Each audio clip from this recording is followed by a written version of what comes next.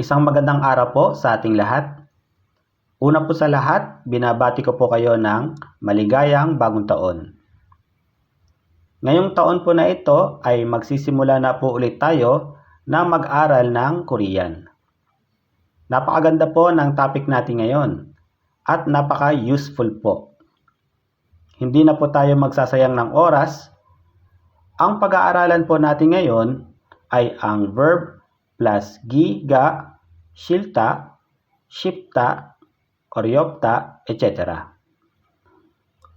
Ang tanong, ano po ba itong verb plus gi, ga, shilta, shipta, oryopta, etc.?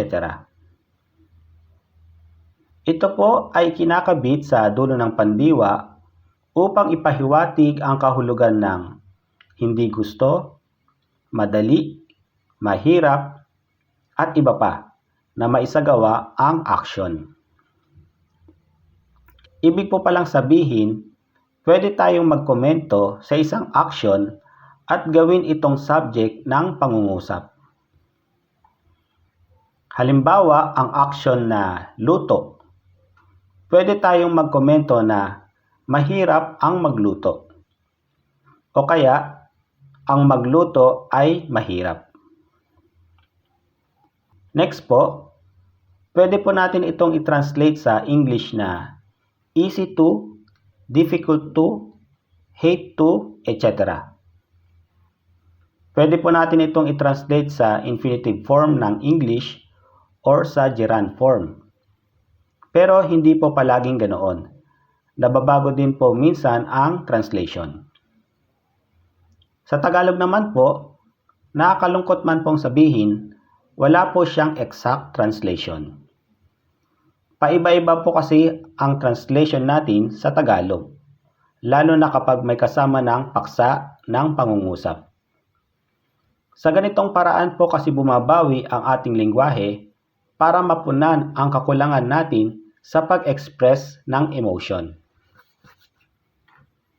Para mas lalo po natin itong maintindihan, himay-himayin po natin ang grammar na ito. Sa halimbawa na mahirap magluto. 요리하기가 어렵다. Ang sikreto po ng grammar na ito, kaya ito possible, ay ang word na gi.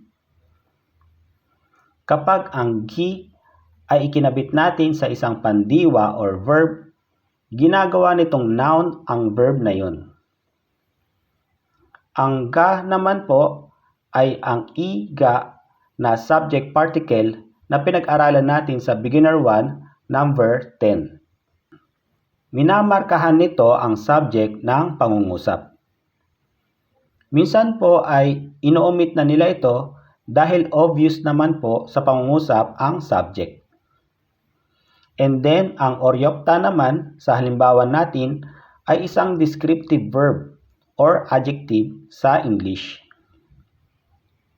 Madalas po lagi na adjective ang gagamitin natin para i-describe ang saloobin natin sa isang action na ginawa nating subject ng pangungusap.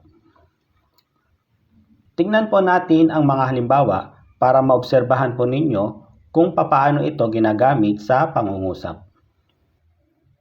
한국어 배우기가 쉬워요. Ang pag-aaral ng Korean ay madali. 하기가 쉽지 않아요. Hindi madaling gawin. 책을 쓰기가 어려워요. Mahirap magsulat ng libro. 출장을 가기가 싫어요. Ayaw kong pumunta sa business trip. 공포 영화 보기가 무서워요.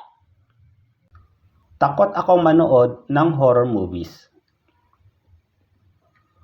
Additional info po, kahit ano pong descriptive verbs, pwede po nating gamitin, basta may sense at maiintindihan ng nakikinig.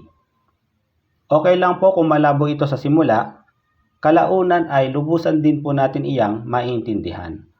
Hanggang dito na lang po, magkita po ulit tayo sa ating next video.